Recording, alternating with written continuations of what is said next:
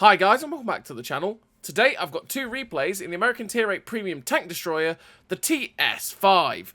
Now if you do like the video, as always, don't forget to like and subscribe down below as it really does help out the channel. And yes, the TS-5, you're going to be able to get this in the brand new Season Pass that is coming tomorrow at level 75. And yes, the TS-5 is a damn nice Tier 8 Tank Destroyer. I do enjoy it myself. It is a very, very good turretless Tank Destroyer.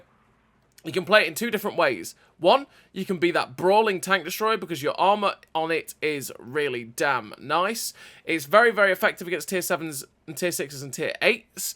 Against tier 9s and 10s, against their standard rounds, your armor is still pretty damn solid as long as not hitting the cupola on top or the lower plate. Against the premium rounds, that's where they start to find more weak spots on your front in general, but sadly, that's just a down-tiered 2 tiers problem, right? Any tank that's got armor that faces tanks 2 tiers higher is always going to get shredded by the premium rounds. It's just a sad, sad time for those tanks.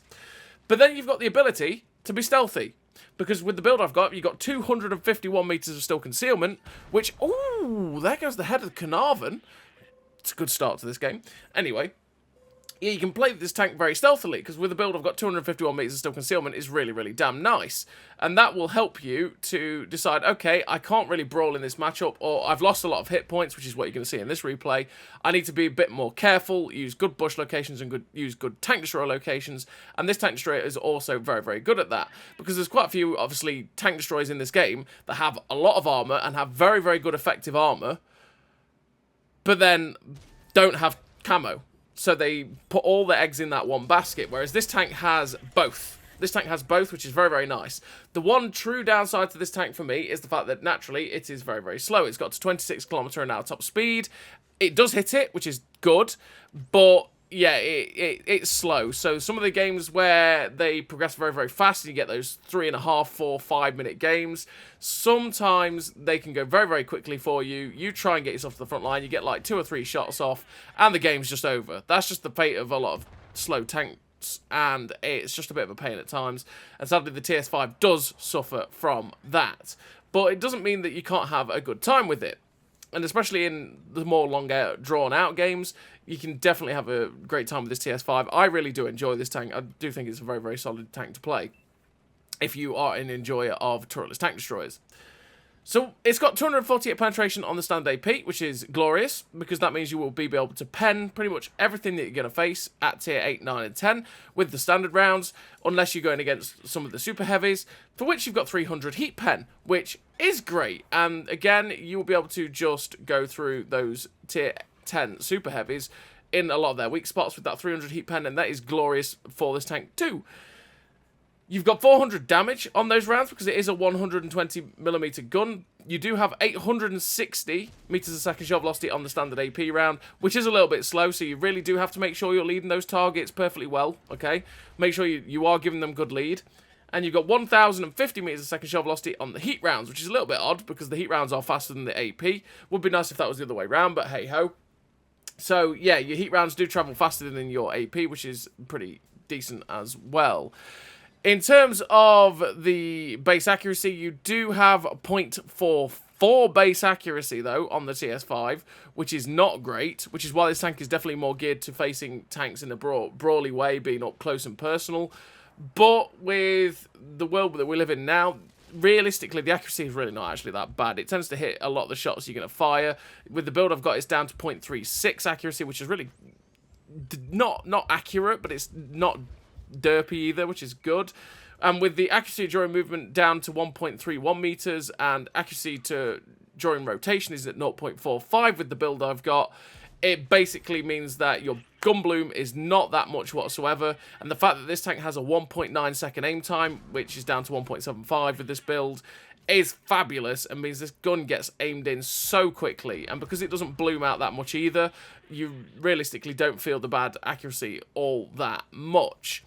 You also have 5 degrees gun depression with this tank, which is a little bit low. I wish it was more like 7 or 8, because it would be far easier to use this thing on a ridgeline at times, and I feel like that would be damn helpful for this tank. But yeah, you've got 5 degrees gun depression, so try and avoid those really steep ridgelines, because you will struggle to get the gun down on target with it. You do have that 26 km/h top speed, like I said, And you also have 24 degrees a second track traverse, which is a little bit slow, and naturally you will probably want to buff that up with crew and equipment skills, or, well, with crew skills at least anyway, to try and get that a little bit higher, because you want to be able to get your tracks traverse towards the enemy tanks as quickly as possible, especially when there's enemy light tanks abound that will not be very good for your tank, essentially. But you also have a reload of 9.5 seconds on this tank, which, with the build I've got it down to about 6.9 second reload, which is really, really good for this type of tank at tier 8, and it's nearly 3.5k DPM, which is absolutely beautiful, and it's definitely a very, very good thing for this tank, and it's definitely very nice to use. It's one of the reasons why I really do like this tank. It is a really fun tank for me. It's just, obviously, you have the occasional frustration where games go a little bit too quickly and you can't get much done because of it. You do have a 150% silver bonus as well, by the way, which is a little bit on the low side for a tier 8 premium, but you do still make a decent amount of credits in this tank if that's what you're wondering for it as well. But yeah, with the camo being down at 251 meters of still concealment, that's really, really damn nice. And the other thing that is a little bit lacking is you've got 370 meters of base view range for this tank, which means that, sure, you're not going to get the best view range out of this thing. You want to help it out as much as you can in the view range department, because you can get it up to 473 meters of view range, which means you can at least spot for yourself, but you're not going to be spotting at great distances like you could in some other tanks as well. So what do I run in terms of a crew on the old TS-5? Well, I run Born Leader, Rapid Reload, Sixth Sense, Situational Awareness, Trap Mechanics, Steady Aim, Camouflage Expertise, Run and Gun, Clutch Braking. Clutch Braking to be able to get the track traverse better, because like I say, the track traverse is slow, so I want to be able to get my gun on target as much as possible if I can. The Steady Aim and the Run and Gun to be able to get the gun as accurate as possible, get the bloom down as much as possible while moving as well, which is why I run and gun. Plus, I do take quite a few shots on the move in this tank as well, as I'm moving into position, so I want to be able to have that flexibility while moving into the position. And clutch braking, because you want to make the track traverse on this tank better, because it is slow in terms of its track traverse, so I want to help that out in some way if I can. And then, in terms of equipment, I run the loader, the camo net, and optics. I run loader to make my DPM 10% better, as always. Camo net to get that camo down to that really good level of 251 meters of still concealment. And optics to be able to spot for myself with that 473 meters of view range. I mean, there's probably other ways you could kit out the TS-5 if you wanted to. If you didn't care about the camo, you could drop that and put the traction system on. Not for the top speed, because you'd only get 2 kilometers an hour top speed out of it. You'd get up to 28 at that point. But for the track traverse, so that again the track traverse could get quicker, you could take the vents as well, because you could take vents to make the view range a little bit better, make the accuracy even better, make the gun you make the gun handling in general, make the aim time better, make DPM better as well. You could get the DPM above that 3.5k mark, which would be really, really good for the tank as well. There's multiple different ways you could set up a tank. It's down to you and how you feel comfortable with it. So in this first game, here on Fisherman's Bay, we're up to 4.1k damage with 5 kills, and we lost a lot of hit points right at the start of the game. The Centurion AVRE that we shot, we managed to get the shot into his side, and then he ended up snapping us and smashing us for about 600, and then we took a few shots in the side as well. It was a bit of an aggressive play to make on that Centurion AVRE, but there we go. But then we spent the rest of the game getting ourselves into good positions to try and farm the enemy team from positions of more cover and better stealth, essentially. And that's what you've seen us do. There's only one tank left on the enemy team.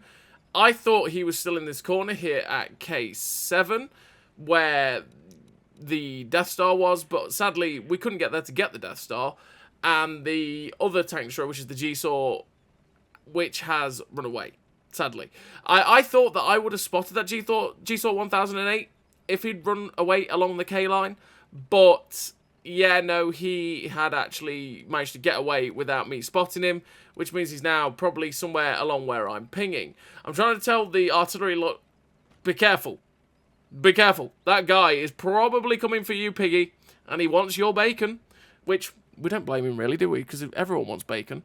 And thus, I'm trying to get across as fast as I can to get towards the one line, to try and get some shots into this G-Saw 1008 if I can.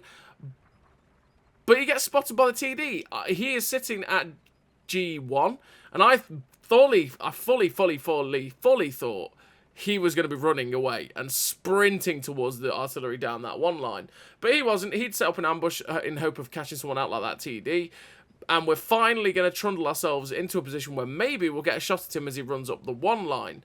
But in fact, he actually decides to drive out in front of us. It's like, oh, thank you, sir. We get a shot snapped in on the move into his tracks, which tracks him in place. Perfect times. He doesn't take track mechanic as well, because I managed to perma-track him, get the retrack, and the 4005 shuts him down. And finish the game with the victory.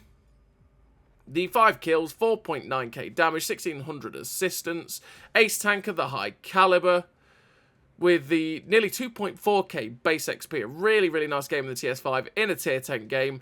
And you saw there in that game the ability of the TS-5 when, yeah, we lost a lot of hit points and we had to play it careful. But you saw where the camo then comes into effect and we were able to just keep this good DPM that this tank has running and gunning constantly, keeping it going, keeping the stealth up and then just farming the enemy team up. But now we're into the second replay. And the second replay, we're going to show you the brawling aspect of this TS-5. Naturally, you might be saying, oh, you're going to go brawling into Ruinberg in the town in a tier 10 lobby? Ooh, that's questionable. Yeah, it could be. But to be honest, I'm fairly confident in the ability of the TS-5's armour. And I didn't really want to play the field. So I'm going to take it to the town where I can play the corners, get stuck into the enemy team, and then I can sort of angle up and stuff like that, cover my lower plate with different rubble piles, all that good stuff, and just get stuck in with the TS-5, because I feel confident in the armour in that. As long as they're not hitting the cupola, and as long as, like I say, they're not firing like 340 heat pen and stuff like that, they're probably going to ricochet unless they hit the lower plate. And there's also stuff I can do anyway to negate that by angling and wiggling and stuff like that to try and bait shots into the tracks, bait shots into the gun mantlet instead of the side, because the gun mantlet is pretty effective as well. So we take the risky play here. We decide, okay, you know what, I'm going to cut across. I'm going to cut across into this position here at F2 so that I can attack the corner. We turned instantly to look towards the IS-7 because the IS-7 was looking at us. He's ended up bouncing off us and we also got a shot into the light tank. Now we're against another TS-5 which is on the enemy team. It's like, hello Mr. TS-5. I'm just going to angle. You see how I'm angling? I'm making it as hard as possible for him to get the shot, and then we put a shot straight through his side armor. Yet again, he's coming for us. And he's firing 248 penetration, by the way, which is obviously good. And so are we, but we're firing into his lower plate, and we're just angling as much as humanly possible. But he's not firing at us again, and we shut him down. But you saw the angling. You really have to angle to try and make it just as hard as possible for them to get you. Now we've come around the corner, we find an M46 career pattern. So it's like, hello, Mr. M46 pattern career. We get a shot through his upper plate, going for the shot again, straight in. The Trinity managed to bounce on us as well.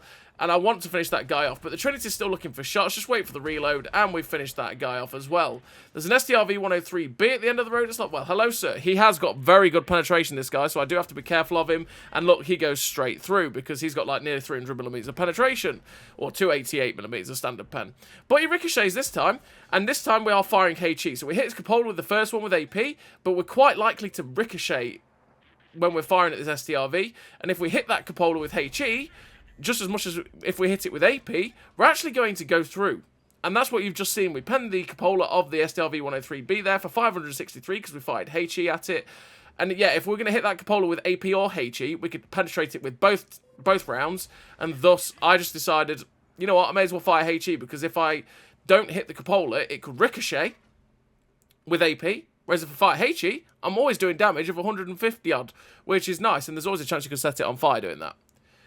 So we managed to get a shot through this Waffle Panzer IV and put him down to a one-shot. We're just waiting for him to make the mistake. We actually ricocheted a shot off our lower plate from him, which is, 270-odd penetration from that tank, by the way. Again, because we were extremely angled. The lower plate is a lower plate, right? It's a weak point for the tank. But if you angle, it can be a royal pain for them to go through. So we could pop a shot at the SU-122-54. Yet again, the Waffle Panzer IV gets a shot at our lower plate. Extremely well angled the way we were angling out, and thus he ricocheted. Now we're going for shots into the SU-122-54, who is firing 340 heat pen. He ricochets off the top of, well, he doesn't pen the top of our turret, or top of our tank, I should say, not really the turret. And we managed to get another shot in to shut him down. Again, that's just how good our reload is. We can compete with that guy for reload, but naturally he has higher alpha damage. So now there's a Huntsman at the end of the road. It's like, hello, Mr. Huntsman. We get the RBRT in, snapped in. We've blocked 3.6k damage so far in this game. We're up to 5.1k damage. Get another shot through the tracks of the Huntsman, tracks him in place. I just double check what that artillery is because it hits us, and I decide, okay, you know what? I don't want to get hit by RT again, so we're just going to move out of this road and go and engage the SDRV 103B. We don't have any HE left, but I know that the SDRV can't actually kill me in one shot. We go for the cupola shot, and just as we go for the shot aimed in, we just knocked the tank that was dead next to us. Sadly, the Dead Rex gun blocks the shot. Teammates coming back from the grave to save the enemy team. Damn it. Is what it is. We're up to 5.6k damage. With the 4 kills, there's only 2 tanks left on the enemy team. There's artillery that's currently being slammed by the E3, who is making a run up the A line, and a tank destroyer at D9. The tank destroyer at D9, the charioteer gets shut down. There's just the artillery left, and I'm just like thinking, come on, please, give me a free shot, M53, 55. Oh, no, he drives into our team, and thus we can't get any shots into him. But we do finish the game there with a really nice total for the TS-5. We finish with the victory. 4 kills, 5.6k damage, 3.6k blocked. The ace tanker, the sniper, the steel wall, the high caliber, 2.2k base XP. A really, really nice game there for the TS-5 in a bottom tier matchup. 2 really nice games for the TS-5 in bottom tier matchups as well. Showing what it's fully capable of. It is a fully capable tank destroyer. You just got to bear in mind that you will have those some games that, well, when you're a bottom tier, the tier 10s will shred you because that's just the way +2 is sometimes. And also there are those some games that happen that are really quickly over, and yeah, you can't get much done really. So as always, everybody, thank you very much for watching, and I'll see you next time.